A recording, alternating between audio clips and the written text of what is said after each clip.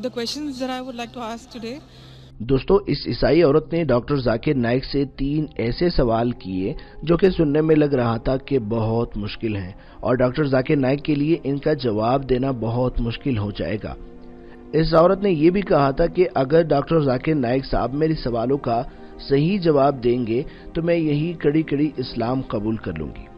دوستو، سب سے پہلے یہ واضح کر دینا چاہتے ہیں کہ یہ ویڈیو انگلش زبان سے اردو زبان میں ٹرانسلیٹ کی گئی ہے تاکہ آپ کو سمجھنے میں آسانی ہو۔ اس عورت کا پہلا سوال یہ تھا کہ مسلمان جب حج پر جاتے ہیں تو آب زمزم اور کھجوریں لاتے ہیں، اسی طرح سے ہندو اپنے مندر جاتے ہیں تو پرساد لاتے ہیں اور پھر پرساد سب کو کھلاتے ہیں، تو ان دونوں میں تو کوئی فرق نہیں ہوا۔ اس عورت نے کہا کہ مجھے دونوں میں کوئی فرق نظر نہیں آتا۔ اس عورت کا دوسرا سوال یہ تھا کہ ایک مرد مرد کے ساتھ جنسی تعلق کیوں نہیں بنا سکتا، اسی طرح سے ایک عورت عورت کے ساتھ جنسی تعلق کیوں نہیں بنا سکتی، اسلام میں ہم جنس پرستی سے منع کیوں کیا گیا ہے۔ یہ عورت جاننا چاہ رہی تھی کہ شادی کے بعد ایسا کرنے کی اجازت کیوں ہے، اپنی جنسی لذت حاصل کرنے کے لیے شادی کی ضرورت کیوں ہوتی ہے، اور ہم جنس پرستی جس میں مرد کو مرد کے ساتھ لذت محسوس ہوتی ہے اور اسی طرح عورت کو عورت کے ساتھ تعلق میں لذت محسوس ہوتی ہے، اسے منع کیوں کیا گیا ہے۔ اس عیسائی عورت کا تیسرا سوال یہ تھا کہ جنت میں حضرت آدم علیہ السلام کے کہنے پر اما ہوا نے کچھ کھانے کا پھل کھا لیا تھا جس کی وجہ سے آج تک انہیں بھگتنا پڑ رہا ہے، اور عورتوں کو بچے پیدا کرنے کی ذمہ داری دے دی گئی ہے کہ عورتوں کو ہی اسی درد سے کیوں گزرنا پڑتا ہے۔ اس عورت نے کہا کہ میرا سوال یہ ہے کہ کیا یہ سچ ہے کہ عورتوں کو بچہ جننے کی تکلیف اسی لیے دے دی گئی کیونکہ اما ہوا نے حضرت آدم علیہ السلام کے کہنے پر غلطی سے وہ پھل کھا لیا تھا، اسی لیے ساری دنیا کی عورتوں کو سزا کے طور پر اب بچہ پیدا کرنے کی تکلیف سے گزرنا پڑتا ہے۔ ڈاکٹر ذاکر نائک صاحب نے جواب دینے سے پہلے کہا کہ ہماری اس بہن نے اچھا سوال کیا ہے اور ان کے سوالات کو دہرایا۔ ڈاکٹر صاحب نے پہلے سوال کو لیتے ہوئے کہا کہ پرساد کھانے میں اور خانہ کعبہ سے یا حج اور عمرے سے کھجوریں لانے میں کیا فرق ہے، اس پر سب سے پہلے بات کر لیتے ہیں۔ انہوں نے کہا کہ ہندو کتابوں کے مطابق پرساد اللہ کو کھلانے کے طور پر دیا جاتا ہے، لہذا ہندو جب پرساد بانٹتے ہیں یا کسی کو دیتے ہیں تو اس کا مطلب یہ ہے کہ وہ اپنی طرف سے یہ سوچ رہے ہوتے ہیں کہ وہ اپنے بھگوان کو یا اپنے خدا تک کھانا پہنچا رہے ہیں، جبکہ حقیقی خدا کو جس سے آج تک ہندو پہچان نہیں پائے اسے کھانے کی ضرورت نہیں ہوتی۔ اللہ تعالیٰ قرآن پاک کی سورہ انعام میں فرماتا ہے، اللہ سب کو کھلاتا ہے مگر اللہ کو کسی کے دیے گئے کھانے کی ضرورت نہیں۔ کسی انسان کی یہ جرت کہ وہ اللہ تعالیٰ کو کھانا کھلانے کا سوچ سکے یا ایسی بات کر سکے۔ ڈاکٹر ذاکر نائک صاحب نے کہا کہ قرآن پاک میں 3 سے 4 مرتبہ یہ کہا گیا ہے کہ غیر اللہ کے نام سے منسوب کر کے کھلایا گیا کھانا حرام ہوتا ہے، یعنی اللہ کے سوا کسی کو شریک ٹھہراتے ہوئے اس کے نام پر دیا گیا کوئی بھی کھانا حرام ہوگا، لہذا جو کہ پرساد غیر اللہ سے منسوب ہوتی ہیں تو وہ کھانا حرام ہے۔ اب بات کر لیتے ہیں کھجور کی، جو کہ مسلمان خانہ کعبہ سے یا عمرے سے واپسی پر لاتے ہیں۔ ہم مسلمان کھجور کھاتے ہوئے اور آب زمزم پیتے ہوئے یہ ہرگز نہیں کہتے کہ ہم اللہ کو کھلا رہے ہیں، اور سعودی عرب کا سب سے مشہور پھل کھجور ہے، وہاں کی کھجوریں بہت مشہور ہیں، یہی وجہ ہے کہ ہر مسلمان وہاں سے کھجوریں لاتا ہے اور یہ کبھی نہیں کہتا کہ میں اللہ کو کھانا کھلا رہا ہوں، نعوذ باللہ۔ ڈاکٹر ذاکر نائک نے کہا کہ یہ بھی ذہن میں رہے کہ کھجور بہت مفید غذا ہے اور صحت کے لیے بھی بہت اچھی ہیں، لیکن یاد رکھیے اگر ہندو پرساد کے نام پر کھجوریں بھی دے گا تو وہ کھانا بھی حرام ہے، کیونکہ یہ غیر اللہ کے نام سے نامزد یا منسوب ہے، لہذا مسلمان اسے نہیں کھا سکتے اور یہ کھانا حرام ہوگا، بھلے کوئی ہندو پرساد کی صورت میں کھجور ہی دے رہا ہو۔ دوسرے سوال کی جانب بڑھنے سے پہلے ڈاکٹر ذاکر نائک نے کہہ دیا کہ یہ ہے ہندو اور مسلمان میں فرق، کہ مسلمان ایسا نہیں سمجھتے کہ ان کے بنانے والے رب تعالیٰ کو اللہ تعالیٰ کو کسی کے کھانے کی ضرورت ہے، جبکہ ہندو ایسا سمجھتے ہیں کہ بھگوان کو کھانا کھلانے کی ضرورت ہے۔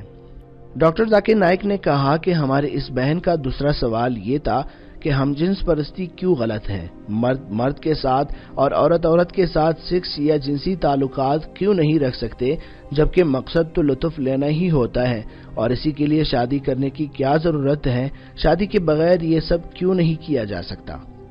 ڈاکٹر ذاکر نائک نے اس کا جواب دینے کے لیے قرآن پاک کی آیت کا حوالہ دیا اور کہا کہ اللہ تعالیٰ قرآن پاک کی سورہ اسراء آیت نمبر 32 میں فرماتا ہے کہ زنا کے قریب مت جاؤ کیونکہ یہ بے حیائی اور برا راستہ ہے، اور قرآن پاک میں ایک اور جگہ ارشاد فرمایا گیا ہے کہ اور تم مردوں کے ساتھ جنسی تعلق رکھتے ہو یعنی تم حد سے گزرتے ہو، بلا شبہ یہ بے حیائی ہے، یعنی تم اسلام میں لگائی گئی ہم جنس پرستی پر پابندی کو توڑنے والے ہو جو کہ حرام ہے، اور اللہ تعالیٰ نے میاں بیوی کے لیے ایک دوسرے کے دل میں محبت رکھ دی ہے، بے شک غور کرنے والوں کے لیے اس میں بہت سی نشانیاں ہیں۔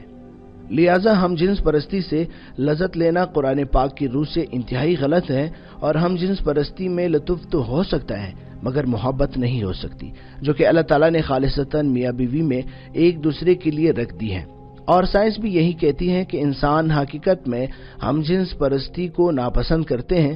اب آپ یہ بھی نقطہ اٹھا سکتی ہیں یا اٹھاتی ہوں گی اکثر کہ ہم جنس پرستی دو لوگ اپنی مرضی سے کر رہے ہیں، ہم اس میں کون ہوتے ہیں بولنے والے، لیکن ہمارے خدا اللہ تعالیٰ نے اسے منع فرمایا ہے۔ ڈاکٹر ذاکر نائک نے کہا کہ اسلام نے اس حوالے سے شادی کو اسی لیے رکھا ہے، اسی لیے انسان میں جنسی لذت حاصل کرنے کی خواہش بھی بہت زیادہ رکھی گئی ہے تاکہ وہ جلد از جلد شادی کرے اور اس کے بعد ان کی اولاد نرینہ ہو اور انسانوں کی آمد کا سلسلہ قیامت تک یوں ہی چلتا رہے، اور اگر ہم جنس پرستی ہوگی تو بچے کیسے پیدا ہوں گے۔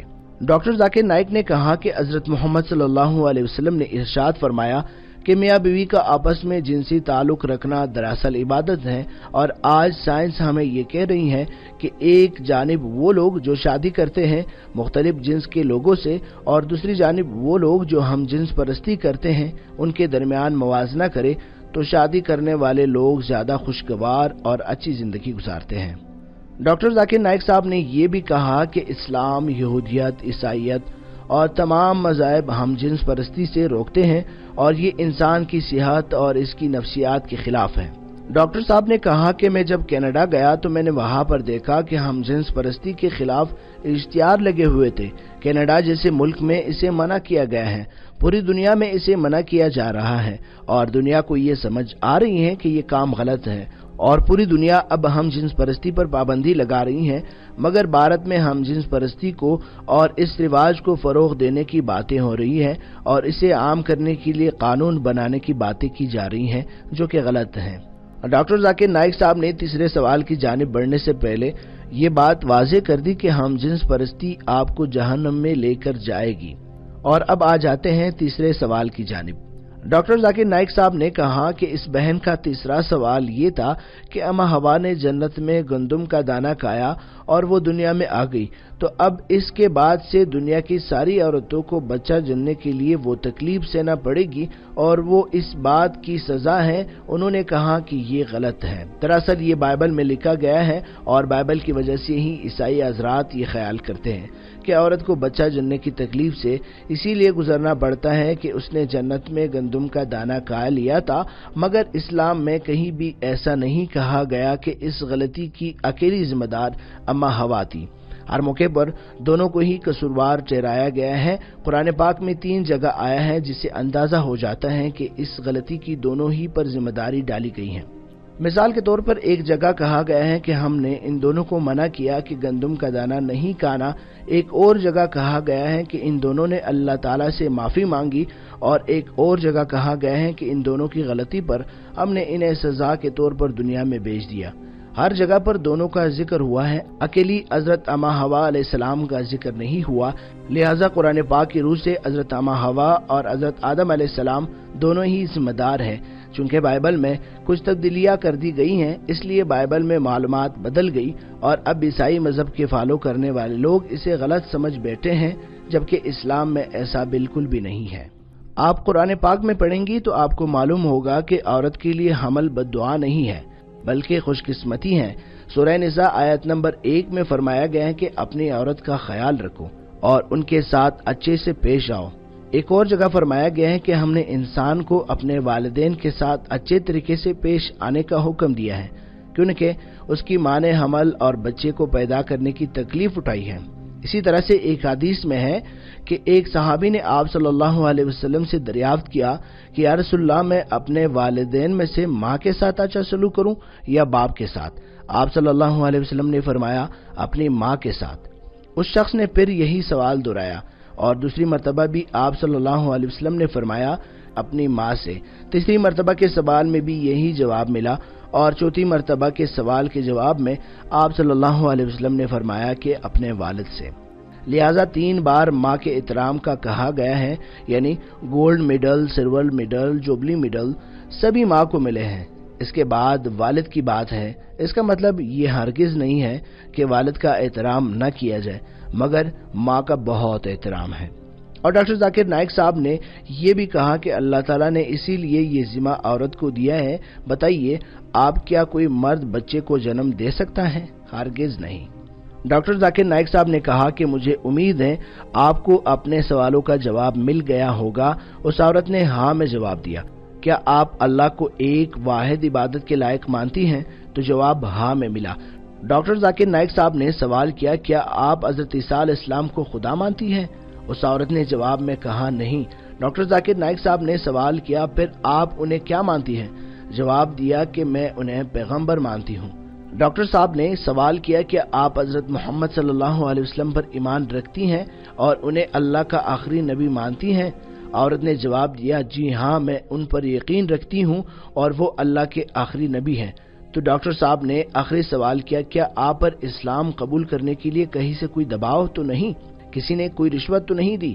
اس عورت نے جواب میں کہا ہرگز ایسا نہیں ہے۔ تو ڈاکٹر ذاکر نائک صاحب نے کہا مبارک ہو، آپ اسلام قبول کر سکتی ہیں۔